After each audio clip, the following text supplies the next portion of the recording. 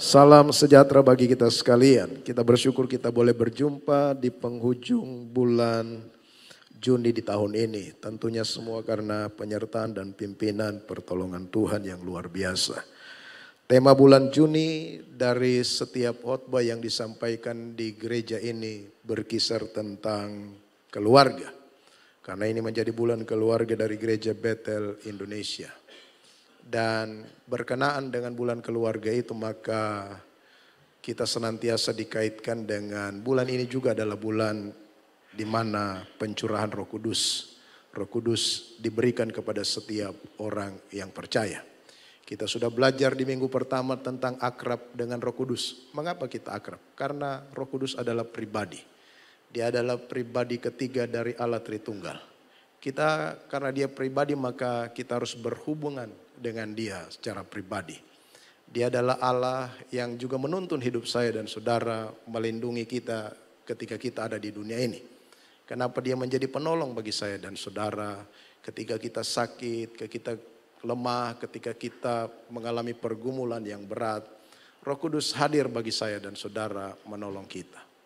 Lalu di minggu yang kedua kita belajar tentang setiap orang atau setiap keluarga harus mengalami pimpinan Allah Roh Kudus dalam kehidupannya. Setiap orang percaya harus dipimpin oleh Roh Kudus. Minggu ketiga kita berbicara tentang generasi yang tangguh. Generasi yang tangguh itu lahir dari keluarga juga yang dipimpin oleh Roh Kudus. Tidak mungkin generasi akan menjadi generasi yang tangguh di dalam Tuhan kalau keluarganya keluarga yang tidak dipimpin oleh Roh Kudus. Dan minggu keempat kita belajar tentang keluarga yang harmonis.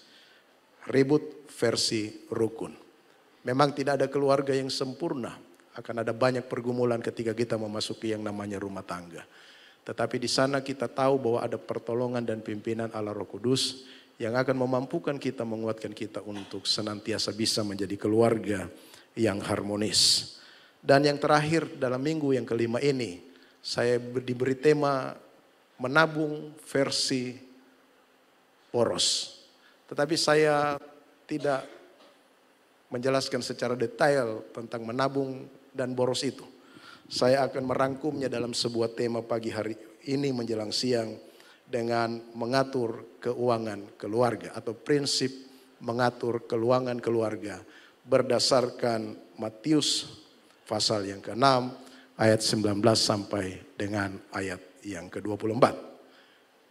Mari kita merenungkan, kita membaca sebagai dasar firman Tuhan kita dalam khotbah hari ini. Mari kita buka Matius 6 ayat yang ke-19 sampai dengan ayatnya yang ke-24. Lembaga Alkitab Indonesia memberi perikop pada Matius 6 ayat 19 sampai dengan 24 ini dengan perikop hal mengumpulkan harta. Ayat 19, janganlah kamu mengumpulkan harta di bumi. Di bumi ngengat dan karat merusakannya dan mencuri. Dan pencuri membongkar serta mencurinya. Tetapi kumpulkanlah bagimu harta di sorga. Di sorga ngengat dan karat tidak merusakannya dan pencuri tidak membongkar serta mencurinya.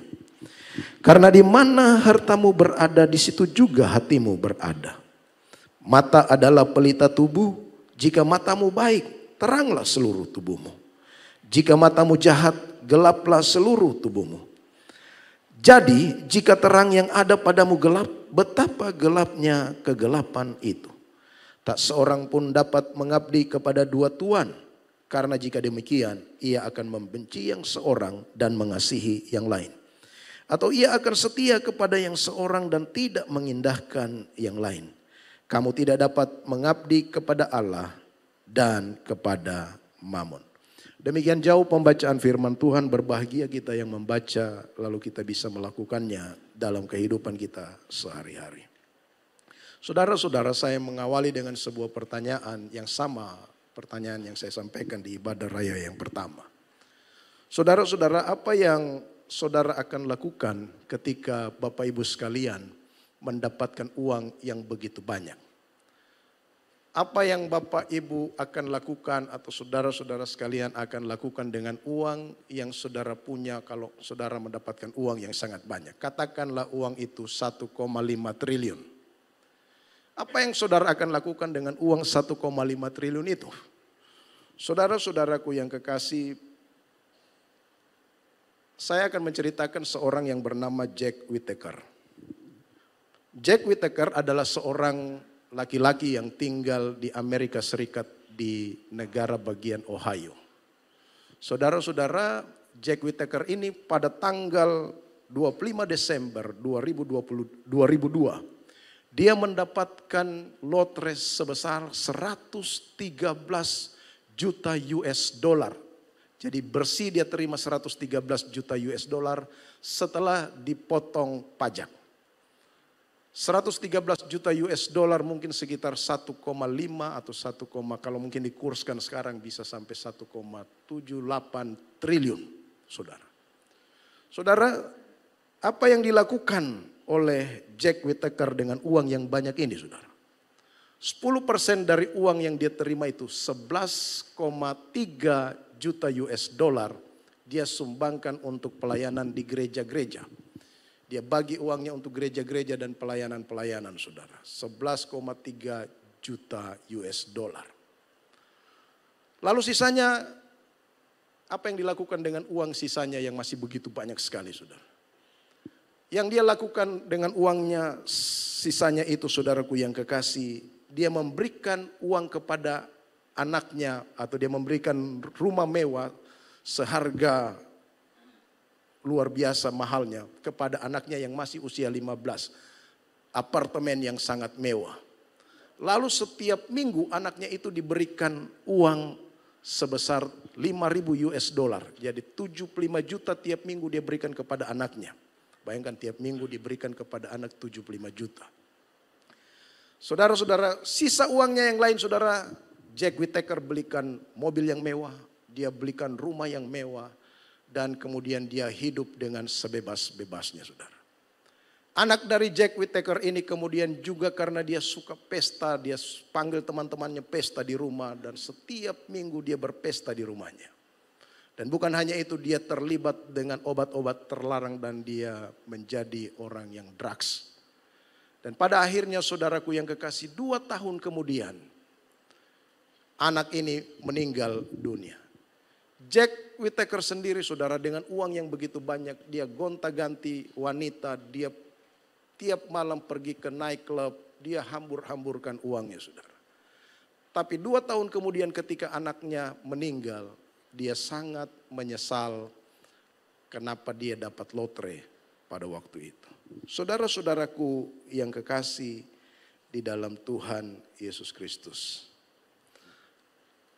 Apakah Jack itu berbahagia? Dia bisa senang, tapi dia tidak merasakan kebahagiaan. Saudara, mungkin tampilkan slide yang pertama ini, saudara. Ini pandangan klasik, saudara.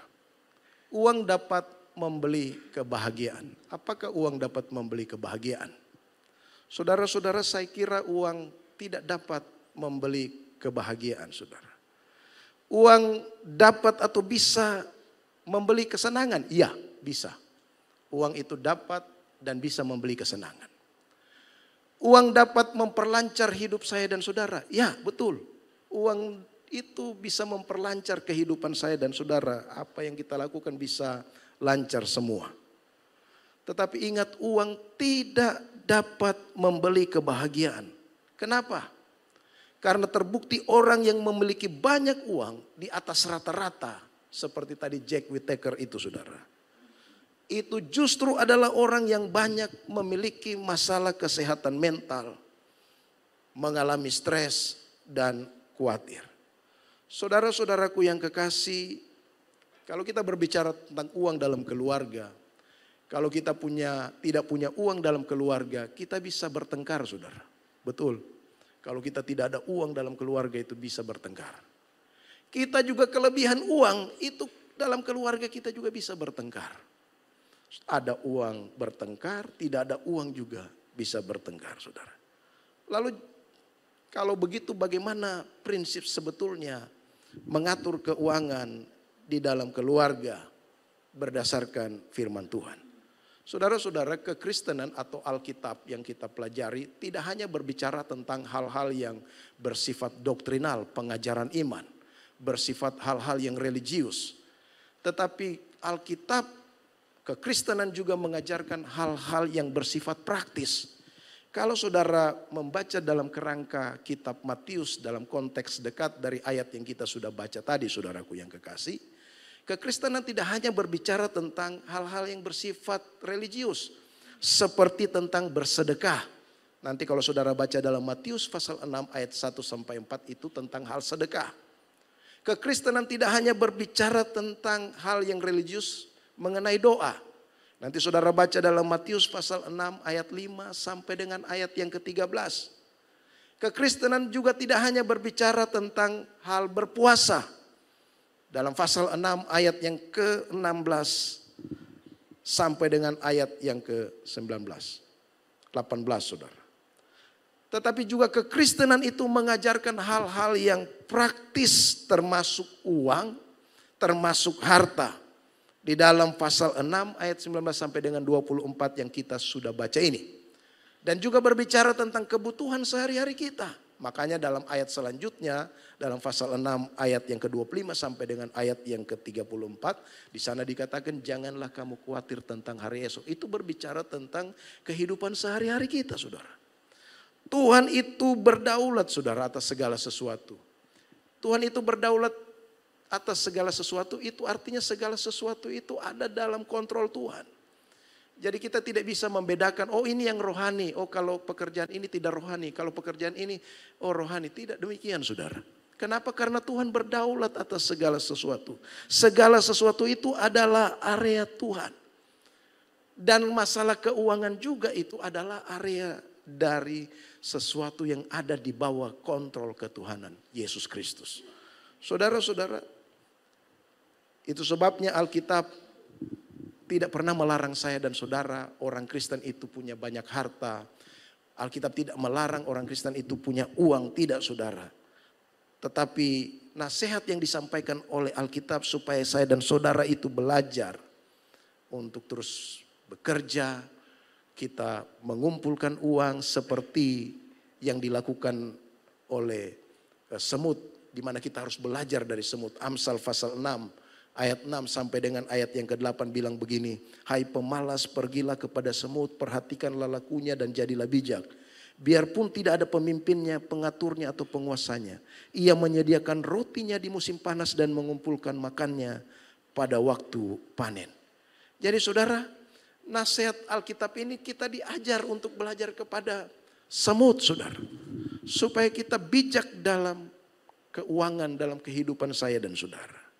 Lalu Amsal pasal 30 ayat 25 bilang begini. Semua semut bangsa yang tidak kuat tetapi yang menyediakan makanannya di musim panas. Saudara-saudaraku yang kekasih. Jadi masalahnya bukan pada uang. Masalahnya bukan pada harta tetapi masalahnya ada pada cinta akan uang. 1 Timotius pasal 6 ayat yang ke-10 bilang begini. Karena akar dari segala kejahatan ialah cinta uang. Sebab oleh memburu uanglah beberapa orang telah menyimpang dari iman dan menyiksa dirinya dengan berbagai-bagai dosa. Jadi apa binti berita yang dapat kita temukan dari pembacaan kita dari Matius pasal 6 ayat 19 sampai dengan ayat 24. Inti beritanya adalah bahwa Tuhan menghendaki saudara dan saya memahami prinsip mengatur keuangan dan mengalami kekayaan yang sejati. Saya ulangi bahwa Tuhan menghendaki saudara dan saya. Tuhan menghendaki kita semua orang yang percaya kepadanya supaya saya dan saudara memahami prinsip mengatur keuangan dan mengalami kekayaan yang sejati. Lalu pertanyaannya bagi saya dan saudara. Bagaimana prinsip mengatur keuangan keluarga berdasarkan Matius pasal 6 ayat 19 sampai dengan ayat yang ke-24 ini. Saya akan bagikan 3 hal bagi kita sekalian. Yang pertama saudara, prinsip mengatur keuangan keluarga berdasarkan Matius pasal 6 ayat 19 sampai dengan ayat 24 ini. Yang pertama adalah kita mengatur atau kita mengelola hati kita. Saudaraku yang kekasih, sebelum saya dan saudara mengatur uang dengan bijak, sebaiknya saya dan saudara itu bisa mengatur hati kita. Kenapa kita harus mengatur hati kita? Karena hati kita adalah pancaran kehidupan. Dari hati kita lah akan jadi apa kehidupan itu ditentukan. Makanya Amsal bilang dalam Amsal pasal 4 ayat 23, jagalah hatimu dengan segala kewaspadaan, karena dari situlah terpancar kehidupan. Jadi saudaraku yang kekasih, kondisi hati itu mempengaruhi perasaan kita. Orang yang hatinya dipenuhi ketidakpuasan, orang yang hatinya dipenuhi ketidakcukupan, orang itu akan sulit merasa kebahagiaan dalam hidupnya. Saudara-saudara, uang itu bersifat emosional, saudara. Kenapa saya bilang demikian? Karena kalau kita melihat uang, kalau kita memegang uang, kalau kita memiliki uang, kalau kita melepas uang, kalau kita membelanjakan uang, itu memberikan efek emosional yang sangat kuat pada diri seseorang. Kenapa saudara? Itu sebabnya tidak heran orang itu begitu melekat dengan uang. Banyak orang melekat dengan uang. Saudara-saudaraku yang kekasih, kenapa saya dan saudara itu bekerja? Kenapa manusia itu bekerja? Karena pada umumnya orang akan menganggap bahwa kalau dia punya uang dia akan merasa aman. Kalau dia punya uang maka dia akan merasa dirinya itu berharga. Kalau dia punya uang maka dia bisa memegang kendali dalam hidup ini. Kalau dia punya uang maka dia bisa menggunakannya. Saudaraku yang kekasih, banyak orang mendapatkan kepuasannya dari uang. Apakah saya dan saudara demikian? Saudara-saudaraku yang kekasih, banyak orang mengalami kehancuran emosional juga karena uang, saudara. Ada begitu banyak orang yang depresi, ada begitu banyak orang yang bunuh diri karena kehilangan uang. Ada begitu banyak orang yang kemudian dia minder, dia merasa dia tidak berharga.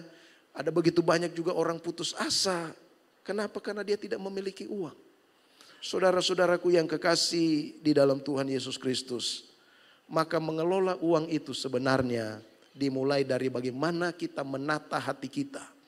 Mengelola uang itu sebenarnya dimulai dari bagaimana kita mengelola hati kita. Saudara-saudaraku yang kekasih di dalam Tuhan. Kalau kita baca ayat 19 dari pembacaan kita tadi, di sana disebutkan begini. Janganlah kamu mengumpulkan harta di bumi. Terjemahan aslinya berbunyi demikian. Janganlah kalian mengumpulkan bagi kalian harta di atas bumi. Apa yang mau ditunjukkan oleh ayat ini kepada saya dan saudara, kepada kita sekalian? Bahwa ayat ini mau menunjukkan bahwa orang yang mengumpulkan harta secara egois, hanya mementingkan dirinya sendiri, hanya mementingkan keluarganya, bukan orang lain dan bukan pekerjaan Tuhan, bukan kerajaan Allah. Saudara-saudara, kata mengumpulkan dalam teks yang kita baca ini, yang dimaksud di sana, lalu kemudian ada penekanannya bagi kalian, mengumpulkan bagi kalian. Ini adalah sesuatu yang mau menunjukkan bahwa orang itu mau mengumpulkan bagi dirinya secara berkelebih-lebihan. Mungkin dalam bahasa sehari-hari kita disebut dengan orang yang tamak, saudara. Saudara-saudara, statement di ayat 19 ini juga menjadi sebuah refleksi bagi saya dan saudara. Menjadi refleksi bagi kita, untuk apa kita punya uang? Saudara-saudara, untuk apa kita mengumpulkan uang? Untuk apa saya dan saudara itu bekerja?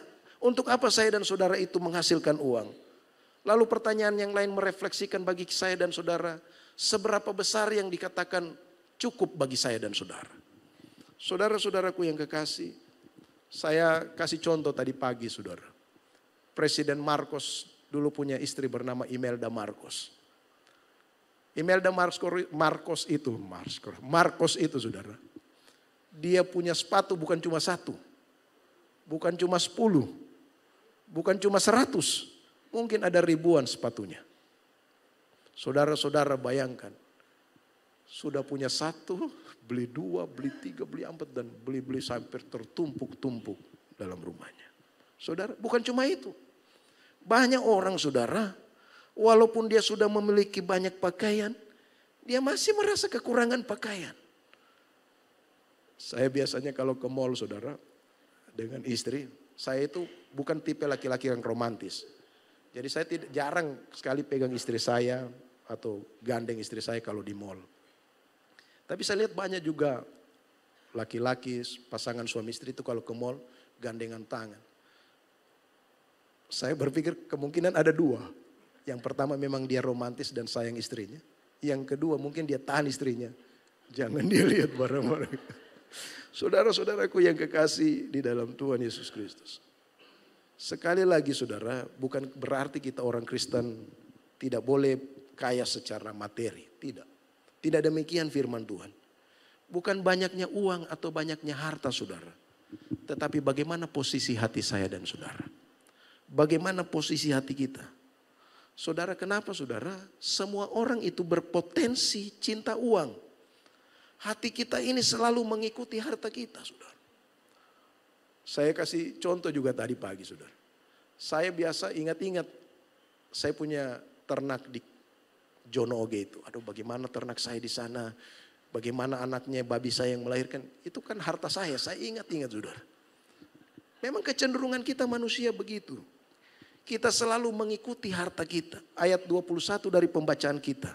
Karena di mana hartamu berada, di situ hatimu berada, saudara. Di mana harta kita berada, di situ hati kita berada. Saudara-saudara, itu sebabnya Tuhan bilang waspadalah, waspadalah. Saudara, banyak orang menimbun, suka merasa tidak puas dalam hidupnya. Seorang yang kaya raya di Amerika Serikat bernama Rockefeller, dia bilang begini, saudara. Saya ini seorang yang sudah kaya, saudara. Terhitung orang yang terkaya di dunia juga. Dia bilang begini, saya berharap memiliki lebih daripada apa yang saya punya sekarang.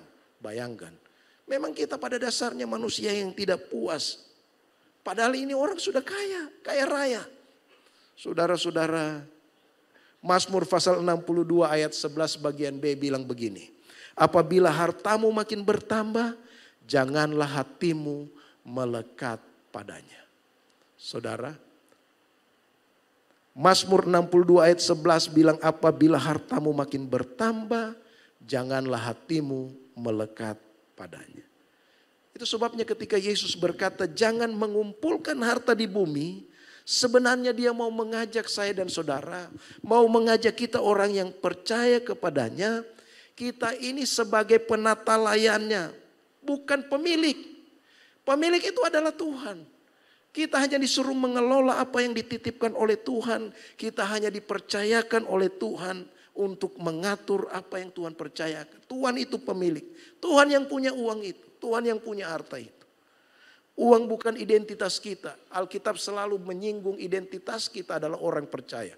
Identitas kita adalah anak Allah. Maka uang bukan adalah identitas saya dan saudara. Uang itu hanya kita gunakan untuk mengekspresikan identitas kita sebagai anak Allah. Saudara-saudaraku yang kekasih, jangan pakai uang itu berdasarkan perasaan kita, perasaan hati kita. Tetapi pakailah berdasarkan prioritas dan nilai-nilai yang kita pegang dalam hidup ini. Uang harus melayani tujuan kita. Dan nilai serta prioritas bukan melayani perasaan kita, saudara. Saudara, seorang pengkhotbah terkenal bernama John Wesley. Dia bilang begini, saudara. Tuhan, saya tahu mana yang harus saya habiskan. Mana yang harus saya simpan. Mana yang harus saya beri pada Tuhan. Saudara, kita bukan pemilik. Tuhan adalah pemilik. Kita hanyalah pengelola. Saudara, kalau kita gagal mengelola hati. Kalau kita gagal menguasai perasaan, pasti juga kita akan gagal dalam menguasai keadaan, termasuk kita gagal dalam menguasai keuangan kita. Saudara-saudara, banyak orang gengsi, banyak orang FOMO, saudara. Banyak orang yang kemudian insecure, Banyak orang kemudian dia minder, dia khawatir, dia kemudian serakah, greedy, dia serakah, dia hoarding, menimbun banyak dalam kehidupannya.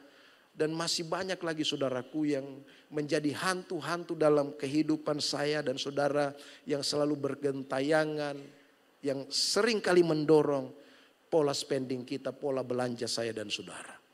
Saudara dan kasih dalam Tuhan, mari kita belajar mengatur keuangan keluarga. Dimulai dengan apa? Dimulai dengan kita mengelola, menjaga hati kita. Kalau kita berhasil mengelola, menjaga hati kita, saya dapat pastikan berdasarkan kebenaran firman Tuhan, kita juga bisa mengatasi dan bisa mengelola keuangan kita dengan baik. Itu prinsip mengatur keuangan keluarga yang pertama. Prinsip yang kedua berdasarkan Matius pasal 6 ayat yang ke-19 sampai 24 ini. Yang kedua, menjaga hati kita. Saudaraku yang kekasih, uang atau harta mengingatkan kita pada apa yang menjadi fokus kita. Hidup kita tergantung pada pandangan mata kita, saudara.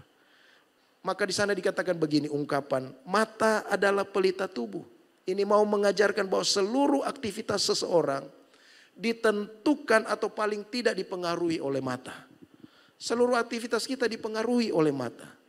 Itu sebabnya secara metaforis mata menyiratkan sebuah cara pandang, mau menunjukkan nilai cara pandang kita dan cara kita bertindak dalam hidup ini. Saudara-saudara, ayat 22 dan ayat 23 yang kita baca ini menurut Profesor Dr. Daniel Ronda TSM, dia bilang ini diambil dari pengajaran Talmud. Talmud itu kitab tentang komentar sejarah orang Yahudi, hukum dan aplikasinya serta praktek keseharian dari orang Yahudi. Dan saudara-saudaraku yang kekasih, menurut Dr. Daniel Ronda ini disebutkan di sana dalam Talmud, itu ada mata baik dan mata jahat. Mata baik itu disebut ain tova dalam Talmud. Itu dalam konteks keuangan menurut beliau. Dia bilang bahwa mata baik itu adalah mata yang bersyukur melihat uang yang kita terima atau yang kita miliki. Mata yang selalu bersyukur, ya sedikit pun kita bersyukur yang kita terima. Mata baik itu bisa berarti mata yang tidak memandang uang itu paling utama, paling penting. Mata baik itu adalah mata iman. Mungkin yang kita terima sedikit kalau kita percaya bahwa Tuhan pasti memelihara hidup saya dan saudara. Mata baik itu menurut dia adalah mata yang berpengharapan. Saudara-saudaraku yang kekasih, sedangkan mata jahat itu dalam Talmud disebut ain hara. Apa itu ain hara? Mata jahat itu adalah mata yang bisa berarti mata yang rakus. Mata yang tidak puas, mata yang tidak bersyukur, mata yang tidak mau kalah dengan orang lain. Saudara kan banyak begitu, kita sudah punya HP satu, lihat orang punya HP ini, oh kita mau, kalau lihat punya ini, oh kita mau lagi lebih dari dia. Saudara-saudaraku yang kekasih, saya ada kutip salah satu pengajar di sosiolog di Boston College, namanya Juliet Biscor. Dia bilang begini, hari-hari ini manusia lebih peduli dengan apa yang tidak dapat mereka beli ketimbang pada apa yang mereka sudah punya. Saudaraku yang kekasih di dalam Tuhan. Mata jahat itu berarti mata yang sombong. Mata jahat itu berarti tidak menahan diri, suka overspending, melebih-lebihkan diri. Saudara, apakah kita sudah punya mata yang baik melihat uang dan melihat harta? Atau jangan sampai kita juga punya mata yang jahat. Bahaya saudara. Kalau kita punya mata jahat, dibilang di ayat 23, betapa gelap ini. Kegelapan bukan karena tidak adanya terang, tapi memang kegelapan karena mata kita gelap saudara. Dan itu gelap yang luar biasa. Saudaraku yang kekasih, seperti itulah orang yang tidak bijak mengatur keuangan keluarga. Orang-orang yang boros, orang-orang yang tamak, serakah, mereka tidak mampu membedakan mana yang penting. Bagi mereka apa yang bersifat sementara itu yang penting. Saudara-saudaraku yang kekasih, orang yang bermata jahat itu orang yang tidak mampu mengatur keuangan keluarga dengan bijak. Dan seringkali ini harus dibayar dengan apa saudara? Kehilangan keluarga, kehilangan integritas, bahkan bisa jadi kehilangan keselamatan. Saudara-saudaraku, Tuhan Yesus mengingatkan kita untuk mengatur keuangan.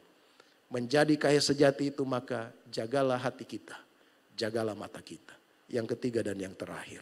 Saudara, prinsip yang ketiga bagaimana kita mengatur keuangan keluarga berdasarkan Matius ini adalah mendedikasikan hidup kita kepada Allah. Saudara, ayat 24 di sana dikatakan, tak seorang pun dapat mengabdi kepada Tuhan, karena jika demikian ia akan membenci yang seorang dan mengasihi yang lain, dan ia akan setia kepada seorang dan tidak mengindahkan yang lain. Kamu tidak dapat mengabdi kepada Allah dan kepada Mammon. Ayat 24 ini membawa kita untuk menyadari apakah kita mengarahkan diri kita kepada uang ataukah kita mengarahkan diri kita kepada Tuhan. Saudara-saudara, prinsip ini mau menunjukkan siapa yang mau menjadi tuan kita, siapa yang jadi bos kita. Kalau saudara mau paham tentang ayat ini saudara, maka kita akan kembali kepada zaman perbudakan kuno dahulu. Saudara-saudara, dalam perbudakan kuno, hal yang utama adalah bahwa itu terjadi kepemilikan tunggal. Seorang budak tidak bisa punya dua tuan. Kalaupun dia berpindah tuan, dia harus dibeli oleh tuan yang baru.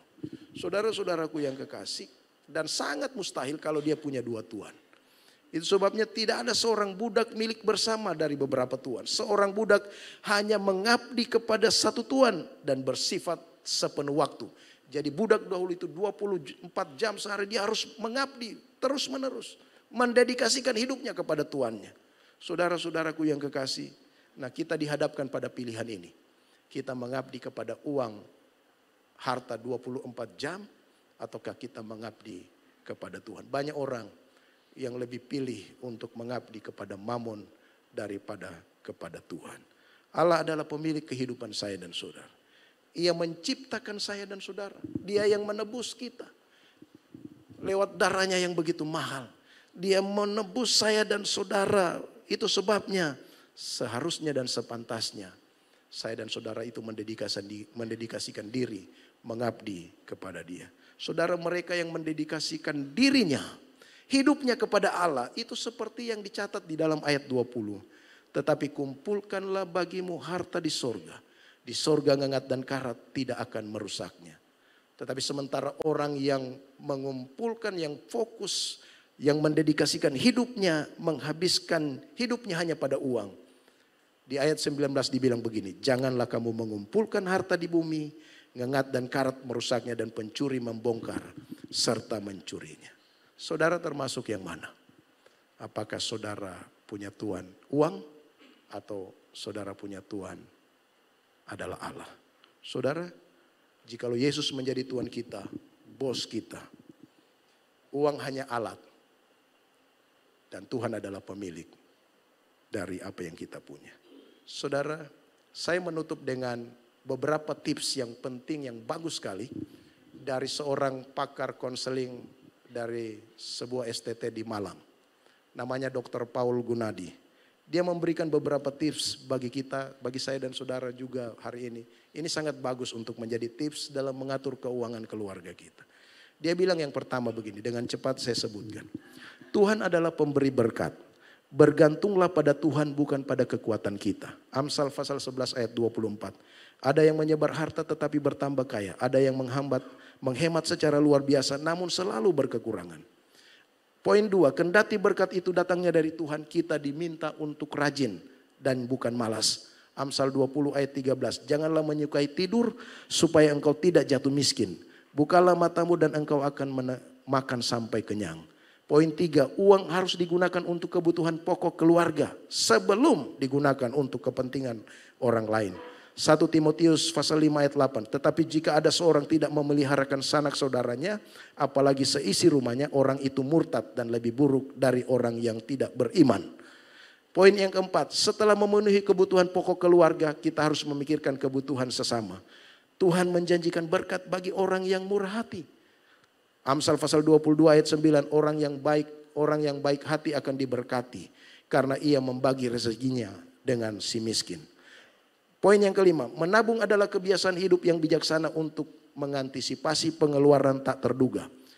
Menabung juga adalah hidup berdisiplin. Amsal pasal 30 ayat 25, semut bangsa yang tidak kuat tetapi menyediakan makanannya di musim panas. Poin yang keenam, setelah menyisihkan uang untuk kebutuhan tak terduga, hiduplah sebagai orang beriman, bukan sebagai orang tak beriman. Jangan kita menumpuk harta untuk berjaga-jaga seakan-akan tidak ada Tuhan. Tuhan memperhatikan dan memelihara kita. Matius 6 ayat 30. Jadi jika demikian Allah mendandani rumput di ladang yang hari ini ada dan besok dibuang ke dalam api. Tidakkah ia akan terlebih lagi mendandani kamu, hai orang yang kurang percaya. Poin yang ketujuh, waspadalah terhadap ketamakan. Lukas 12 ayat 15. Katanya kepada mereka, berjaga-jagalah dan waspadalah terhadap segala ketamakan. Sebab walaupun seorang berlimpah-limpah hartanya, hidupnya tidak tergantung pada kekayaannya itu. Poin yang terakhir, yang ke-8. Uang adalah titipan Tuhan untuk kepentingan Tuhan, bukan kita. Jadi bijaklah dalam menggunakannya, jangan menggenggamnya sebagai milik pribadi. Amin buat firman Tuhan.